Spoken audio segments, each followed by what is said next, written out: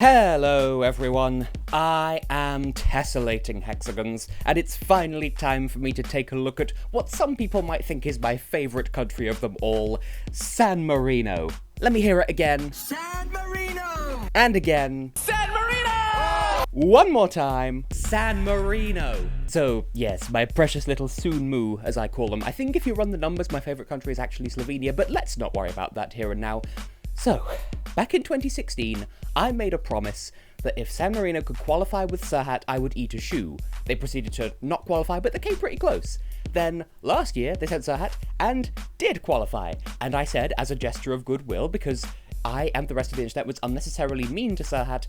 I mean, I wasn't as mean as the other people, but still, I said I'd eat a shoe anyway, and he qualified anyway. So, it's finally time for me to make good on that promise. So, if you'll allow me a moment.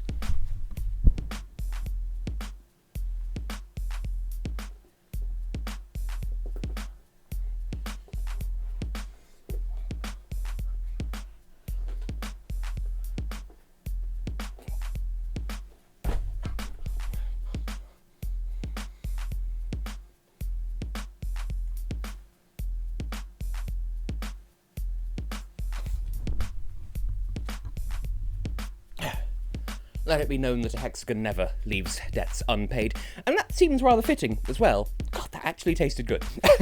This year, San Marino will be represented by a song called Freaky, with an exclamation mark, performed by one Senhit Zadik. Used to be known as just Senhit without the H, but now she's got an H in there. That was true as of 2014, and you might recognise her as being San Marino's second ever representative all the way back in 2011 with a song called Stand By. This is completely different from that, and why is my mouth still watering? Oh my god, that was supposed to just be a silly side joke. But yes, following last year's formula, San Marino is once again being represented by a previously underrated returning artist with a rather disco-y song, and I don't really have any issues with that because it worked for them last year. But it's not a blatant repeat of last year. Cyprus, thank you. So yeah, this year, once again, song is fully in English, no Turkish this time unfortunately, but I guess that makes sense because I want to say that Senhit is Italian by way of Eritrea? I could be wrong about that. But music and lyrics this time by Gianluigi Fazio, Henrik Steen Hansen, and Nanna Bottos. So, it's not Ralph Siegel! Then again, Ralph Siegel hasn't written for San Marino since 2017, 2015? It's been a hot while, so yeah, San Marino, I dare say, is still going strong. So let's go into a bit more detail, shall we? So let's rewind a little bit. While I've generally been avoiding national finals on the whole this year, I did make an exception for the Czech Republic, and I made one for precious little Soon Moo as well, because they had a national final! But yes, in both cases, I was able to vote, and I wanted to make an informed decision, so I listened to all the songs available and voted accordingly. And I'm happy to report that in San Marino's case, both of the candidate songs absolutely slapped, but in completely different ways. But, on balance, I think this was the better choice for Eurovision, whereas the other one was a better choice for the general charts, for reasons I'll get into. Really, my main first impression was one of being, well, impressed. This song is immense fun, and in a year replete with other songs that I've compared to being middle grounds between two other songs, yeah, this fits right in. Kind of being a halfway house, sort of, between Say Na Na Na and Juice by Lizzo, of all songs. It's a strange combination, but Senhit absolutely owns it, showcasing a side of her as an artist that this time a couple of years ago I never would have guessed that she had. Alas, now we are going to have to stand by to find out if she'll be invited back for Soon Moo next year, but if she brings this kind of quality again in 2021, then I would say San Marino's in safe hands, but I'm getting ahead of myself. Right, say what you will about how this song comes across, but like it or hate it, you can't deny it makes a big impression when it's performed, and it's an impression that lasts even after the song has finished. It's the sort of thing that gets people talking in that delightfully off-the-wall way that only San Marino seems to know how to provide. And, as they say, the only thing worse than being talked about is not being talked about, and San Marino is being talked about. Plus, Ireland, take note here.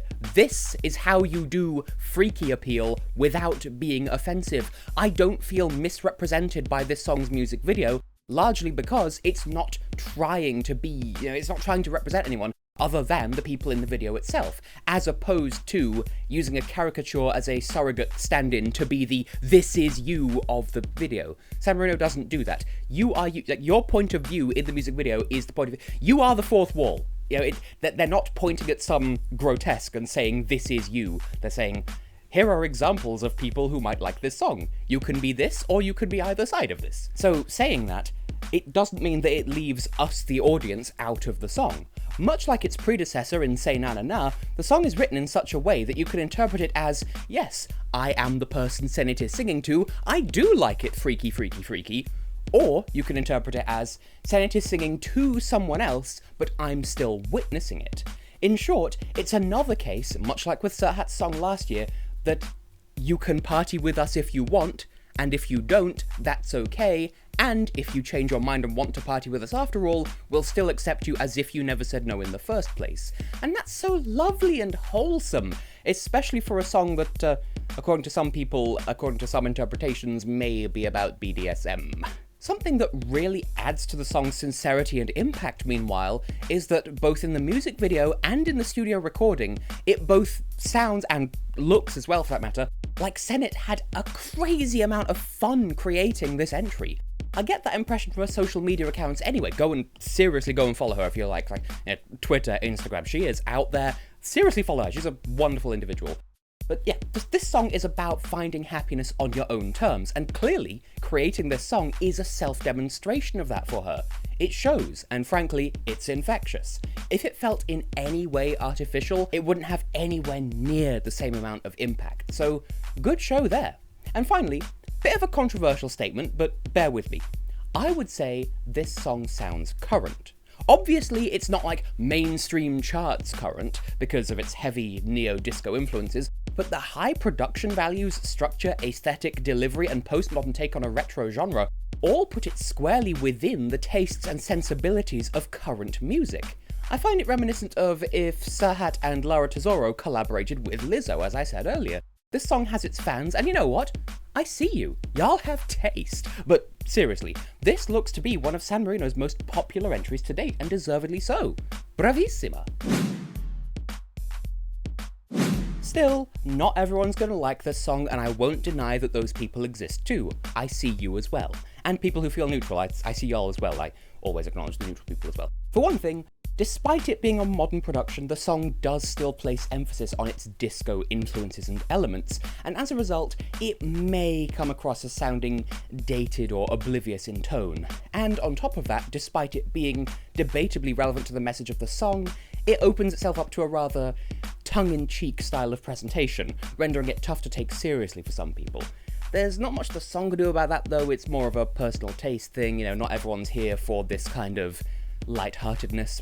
What they can keep in check though, what the song can keep an eye on though, is that risk of the tongue-in-cheekness spilling out into the live performance. The music video is, I will admit, rather chaotic and almost messy in its presentation, and there's a fine line to walk there between showcasing a high-energy style and just being busy and visually noisy. I fear that if staged incorrectly, this song could come across as nothing but a disorganized disaster on stage, causing the song to go down in flames because of how hard it is to keep up with as a result. This could benefit from sleek, coordinated choreography and one solid aesthetic for its visuals. Anything too much more complicated than that, and it'll do much more harm than good. Of all things, I'd say take a look at Belarus last year for some advice, but obviously that doesn't matter now, the contest has been cancelled, but hey-ho and a bottle of peanuts. The structure of this song's lyrics and melody kind of already fall into that trap as it is, depending on your tastes once again. It can be repetitive for people who don't have much patience, and it seems to flit here and there with not much rhyme or reason. It's almost like, structure-wise, verse 1, verse 2, verse 1 again, refrain, verse 2, refrain, refrain, refrain, something like that. It's a bit back and forth as to whether it's following a pattern or not. So there's not much logic to it, and as a result you get a lot of the same parts repeated in succession. Granted, the structure of Say Na Na Na wasn't really that much different, and that got away with it, so it may rub people the right way, it may rub people the wrong way. It will divide tastes, and that in itself is a bit of a you might not like point, but it's so divisive. Your mileage may vary, I say that a lot. But other people's opinions aside, how about mine? I'm sure few people are surprised when I say that I give this a personal 9 out of 10. I am tempted to go for the full 10 here, but I feel like this is the sort of song I could get very tired of very quickly. Granted, I felt the same way about Skeletons in 2017, and I still regret not putting that higher in my top 40 whatever, and it was my number 4. So this could be the same situation, but for now, small doses of this song are better. It is immense fun though, and it gives me a lot of hope for what San Marino might have up their sleeves for next year. As I said before, Senhit's boundless positivity both on and off stage is intense and infectious, and I take no issue with submitting myself to it. We may never know how Europe and Australia may have voted for this song, but I'd put it in my grand final for sure, and that's not a euphemism. Seriously, dying. Alas, the first time in a decade that the UK was drawn into San Marino's semi-final, and the contest gets cancelled. I feel like this happened last time Senhit represented San Marino as well, except the contest wasn't cancelled. Ugh, maybe next year. Technique-wise, I will give this another 9. As previously stated, it embodies every tenet of modern production values, as well as being performed by someone so unstoppably positive to really bring the words to life. It qualifies more as a retro throwback than just outright retro, and it only takes inspiration from older genres, rather than being just another of its kind. It doesn't make the same mistake that Montenegro did last year by borrowing from an old-fashioned style and then doing nothing with it. The only major point of contention that stops me from going for the full 10 is that issue of the chaotic structure.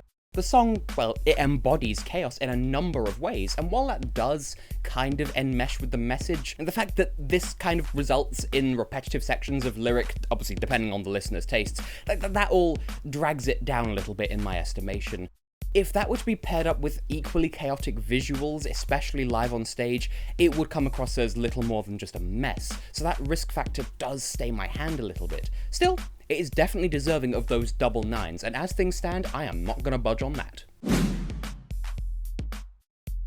So, is Soon Moo going in the right sort of way with this song? Absolutely! Why are you even asking? This gets a dark green arrow of goodness. Not out of disrespect to Serhat, but because Senhit's presence this year took everything that was good about how SMRTV handled Serhat last year and kicked it up to 11.